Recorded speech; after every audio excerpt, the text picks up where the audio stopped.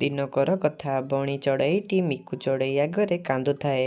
ସେଇ ବାଟ ଦେଇ କାଉଟି ଯାଉଥାଏ। କାଉଟି ଯାଇ ଅନ୍ୟ କାଉ ପାଖରେ ବସିଲା। ବସିକି ତାକୁ କହିଲା, କାଉ ଭାଇ ତୁମେ ଜାଣିଛ ମୁଁ ଆସିଲା ବାଟରେ ବଣି ଚଢ଼େଇଟି ମିକୁ ଚଢ଼େଇ ଆଗରେ କାନ୍ଦୁଥିଲା। ଆରେ ବଣି ଚଢ଼େଇ ତୁ ଆସିଲୁଣି? ମୁଁ ଭାବୁଥିଲି ମୁଁ ତୋ ପାଖକୁ ଟିକେ ଯାଇଥାନ୍ତି। ଓହୋ, ମୋ କାନ୍ଦିବା କଥା ତୁମେ କହୁଛ? ସେ ବଦମାସ ବିଲୁଆ ନୁହେଁ, ମୋତେ ଗାଳି କରିଛି।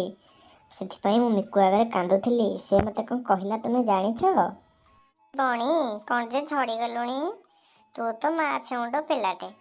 ତୁ ଝଡ଼ିବୁନି ଆଉ କ'ଣ ମୁଁ ଝଡ଼ିବି? ଛାଡ଼ ସେ କଥା। ଆଉ କ'ଣ ତୋତେ କହିବି? ତୁ ତ ମା ଛେଉଣ୍ଡ ପିଲାଟେ। ତୁ ଆମ ସାଙ୍ଗରେ ମିଶିବା କଥା ନୁହେଁ। ଆରେ ସତେ ତ, ସେ ଦୁଷ୍ଟ ବିଲୁଆର ଏତେ ଗର୍ବ ଯେ ତୋତେ ଏମିତି କଥା କହିଲା।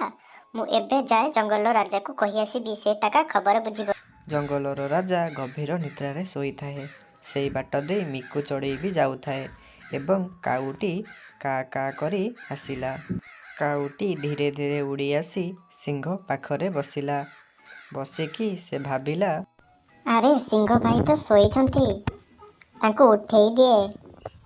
ସିଂହ ଭାଇ କ'ଣ ତୁମେ ଏତେବେଳେ ଯାଏ ଶୋଇଛ ଯେ?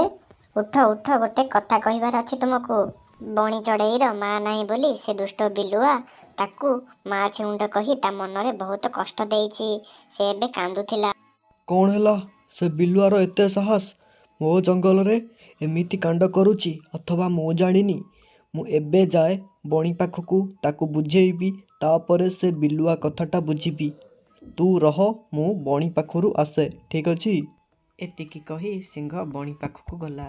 ବଣି ଧୀରେ ଧୀରେ ଉଡ଼ି ଆସି କାଠ ଉପରେ ବସିଲା ଆଉ କହିଲା, ସିଂହ ଭାଇ ତମେ ଜାଣିଛ ସେ ଦୁଷ୍ଟ ବିଲୁଆ ନୁହେଁ, ମୋତେ ମା ଛେଉଣ୍ଡ ବୋଲି କହି ବହୁତ ପରିହାସ କଲା। ମୋତେ ବହୁତ କଷ୍ଟ ହେଉଛି। ଏ ଜଙ୍ଗଲରେ ରହିବାକୁ ମୋତେ ଆଉ ଭଲ ଲାଗୁନାହିଁ। ମୁଁ ଏ ଜଙ୍ଗଲ ଛାଡ଼ିକି ଯାଉଅଛି। ବଣି, ତୁ କ'ଣ କହୁଛୁ? ମୁଁ ଥାଉ ଥାଉ ତୁ ଏ ଜଙ୍ଗଲ ଛାଡ଼ିକି ଯିବୁ? ତୁ କୁଆଡ଼େ ବି ଯିବା ଦରକାର ନାହିଁ। ମୁଁ ସେ ଦୁଷ୍ଟ ବିଲୁଆର କଥା ବୁଝିବି। ତୁ କୁଆଡ଼େ ବି ଯିବା ଦରକାର ନାହିଁ। ତୁ ତୋ ଘରକୁ ଯା। ମୁଁ ସେ ବିଲୁଆର କଥାଟି ବୁଝିବି ଆଉ ତୋତେ ଆସି କହିବି, ଠିକ୍ ଅଛି? ତୁ ତୋ ଘରକୁ ଯା। ଆଉ ମଧ୍ୟ ଶୁଣୁ, ତୁ ଏମିତି ଲୋକଙ୍କ ସହ ଜମାରୁ ବି ବନ୍ଧୁ ବାନ୍ଧିବୁ ନାହିଁ, ଠିକ୍ ଅଛି? ସିଂହଟି ମିଠା ମିଠା କଥା କହି ବଣିକୁ ବୁଝେଇ ଦେଲା ଏବଂ ବଣି ତା କଥା ମାନି ତାଙ୍କ ଘରକୁ ସେ ଚାଲିଗଲା।